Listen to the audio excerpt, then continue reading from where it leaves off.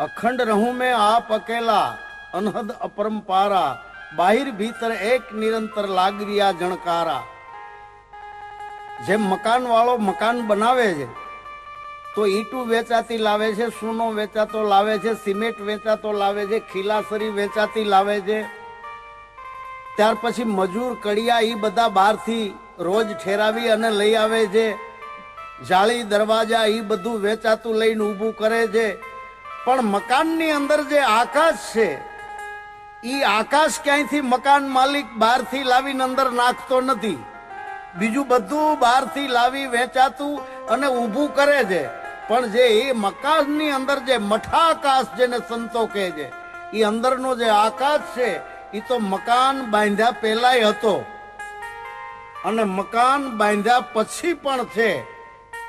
અને જ્યારે ભવિષ્યમાં મકાન છીનબીન થઈ જશે ત્યારે આકાશ નથી આવતો, નથી આકાશ જતો। કાચા પાકાનું આવરણ મકાનને છે, અંદરના આકાશને ખબરેય નથી કે મકાન કાચું છે કે મકાન પાકું છે।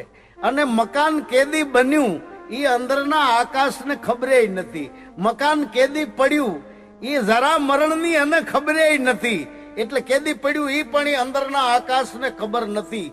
એટલે એવી રીતે અવિનાશી છે આત્મો તારો અને આ સ્થૂળનો થાય છે નાશ।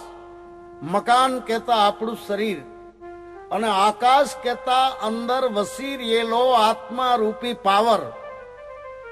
એ અવિનાશી છે આત્મો તારો ના સ્થૂળનો થાય છે નાશ। બુદ્ધિ વિનાનો બાળકો રે ગુણ ગાય છે ગંગાદાસ। સ્વામી રામદાસ વખાણું ફરી ફરી આવું નહીં આવે તાણું। તો ઘડાની અંદર ઈ ઘટા આકાશ, કુંભારે ઘડો ઘડ્યો છે પણ અંદર જે આકાશ છે એ કુંભારનું ઘડેલું નથી। ઈ તો ઘડો ઘડ્યા પહેલાય હતું, ઘડો ઘડ્યા પછી પણ છે અને ઘડો તૂટી ગયા કેળે પણ ઈ છે। એટલે ફૂટવા તૂટવાનું આવરણ ઘડાને છે, અંદરના આકાશને ફૂટવા તૂટવાનું આવરણ નથી। થાવું મટવાનું આવરણ મકાનને છે, અંદરના આકાશને નહીં। તો સદગુરુ શબ્દે ભયા સ્વતંત્ર ઘટ મઠ અને પટ દર્શાયા। ઘડાની અંદરનું આકાશ ઈ ઘટા આકાશ, મકાનની અંદરનું આકાશ ઈ મઠા આકાશ અને જ્યાં કોઈ આડનું આવરણ નથી ઈ પટા આકાશ। તો આપણે વિચાર કરીએ કે આપણે ઘરમાં રહીએ છીએ તો શું આપણે કમાડમાં રહીએ છીએ, જાળી દરવાજામાં રહીએ છીએ કે કોઈ દિવાલમાં રહીએ છીએ કે કોઈ સતમાં રહીએ છીએ? આપણે કેમાં રહીએ છીએ? જે મકાન બાંધ્યા પહેલા હતો આકાશ એની અંદર રહીએ છીએ ને એની આધારે આપણે જીવીએ છીએ। વાલા મારા અખંડ રોજી હરિના હાથમાં। અને જો આ આકાશ ન હોય તો રહેવું ક્યાં? આખું મકાન નિકોર હોય તો રહેવું ક્યાં? આપણે અંદર રહીએ છીએ, અંદર જે આકાશ ખાલી ભાગ છે એમાં આપણે રહીએ છીએ। તો ઈ આકાશ એમ કહી શકે છે કે અખંડ રહું મેં આપ અકેલા। સતનો નાશ થાય, જાળી દરવાજા જૂના થાય, મકાન પડી પણ જાય, મકાનને લૂણો પણ ખાઈ જાય, પણ અંદરનો જે આકાશ છે ઈ એમ કહી શકે અખંડ રહું મેં આપ અકેલા અનહદ અપરંપારા। આકાશ કહી શકે કે મને લૂણો ખાઈ શકતો નથી, મને ઉત્પત્તિ પ્રલય મારામાં સંભવતું નથી, વળી આદ અંત મધ્ય કોઈ નહીં દૂજા। આ મકાન બાંધ્યા પહેલા આદિમાં હું હતું અને અંતમાં મકાન નહીં હોય ત્યાં હું છું અને મધ્ય એટલે વર્તમાન કાળ એમાં અત્યારે હું છું। આદિ અંત ઓર ન કોઈ દૂજા, કાયમ રહું કીર્તારા, વિશ્વભરમાં સબર બરાબર અને સબકા સર્જનહારા। વિજ્ઞાનીઓ બધા ગ્રહોની સીમા જોઈ લે છે, પૃથ્વીની પ્રદક્ષિણા કરીને પૃથ્વીની સીમા જોઈ લીધી કે પૃથ્વી ગોળ છે, ચંદ્રમા સુધી વિજ્ઞાની પહોંચ્યો। આ બધા ગ્રહો આકાશની અંદર છે પણ હજી સુધી કોઈ વિજ્ઞાની એવું નથી તાગ મેળવી શક્યો કે અહીંથી હવે આકાશની સીમા પૂરી, અહીંથી હવે આકાશ નથી, એવું કોઈ વિજ્ઞાની કલ્પી શક્યો નથી। કારણ કે આકાશ અપાર છે, અપરંપાર છે, આકાશ અનહદ છે, આકાશ અસીમ છે। તો આવો જે અસીમ આકાશ, અનહદ આકાશ, અપરંપાર આકાશ, મારી હેલી રે રેન સમાણી ભાણ મેં। રેન એટલે રાત, સવાર થાય છે તો આ રાત ક્યાં વહી જાય છે? મારી એલી રે રેન સમાણી ભાણ મેં, એટલે રાતનો સૂર્યમાં લય થઈ જાય છે. મારી એલી રે રેન સમાણી ભાણ મેં, અને ભાણ સમાયો આકાશ. અરે આકાશ સમાયો એક વચનમાં. આવો અસીમ અનહદ અપરંપાર આકાશ જેની અંદર સમાઈ રહ્યો છે. સદગુરુ ઈ પોઈન્ટ બતાવે છે, સંતો ઈ રહસ્યને માની રહ્યા છે કે એ ત્રણ ભવન રણુકાર અધર ધૂન વચન સુનાયો. ઈ વચનની માય બ્રહ્માએ વેદ બનાયો. વેદમાં એનો ભેદ હે. ચાર વેદની બ્રહ્માએ ઉત્પત્તિ કરી. ઈ આ વચનનું ધ્યાન ધરીને એમાં સુરતા લગાવીને વેદમાં એનો ભેદ હે કે વેદ ક્યાં? વેદ બડા કે જહાં સે આયા, વેદ બડા કે जिन्ह ઉપજાયા, બ્રહ્મ બડા કે જહાં સે આયા. એટલે વેદો જ્યાંથી આવ્યા છે, વેદો એને નેતી નેતી કરીને પોકારે છે.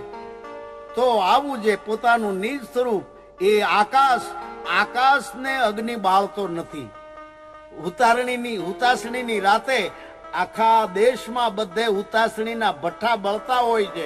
પૃથ્વી ઉપર કાળો ડાઘ પડી જાય છે કે અહીંયા હુતાસણી હતી, પણ આકાશને અગ્નિ બાળી શકતી નથી, આકાશને જળ ભીંજવી શકતું નથી. આવો જે આકાશ અને તારું જે નિજ સ્વરૂપ છે એ તો આ આકાશથી પર, આકાશને જાણનારો તું એનાથી પર છો. જ્યાં પાણી કી પેદાશ નહીં, નહીં શ્વાસા નહીં શરીર, પાંચ તત્વ કે પાર હૈ. પાંચ તત્વમાં આકાશ તત્વ આવી જાય.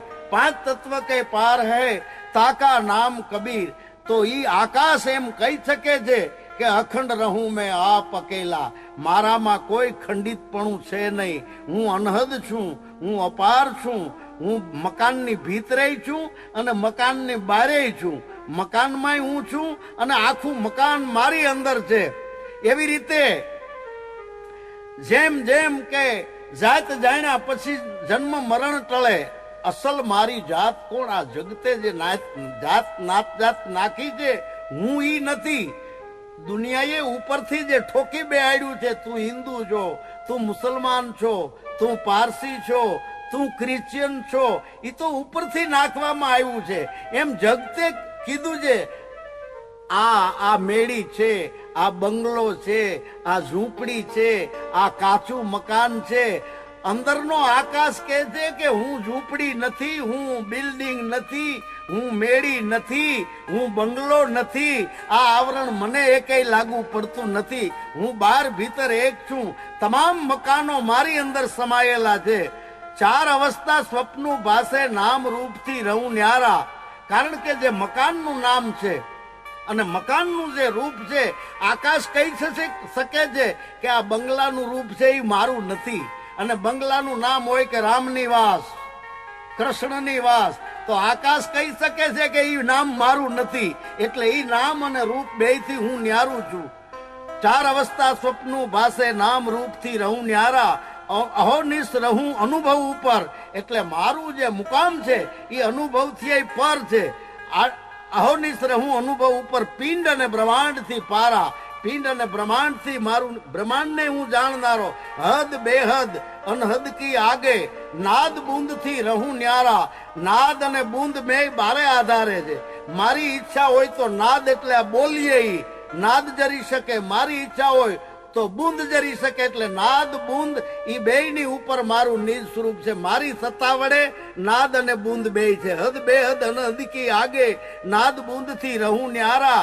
ઉનકે આગે ભેદ હમારા. સર્ત નામ સર્જનહારા. પછી દેહ દીદાર થી એક જ રૂપે અરસ પરસ એક તારા. અખંડ જયદેવ નામ અલામી બોલું 52 બારા.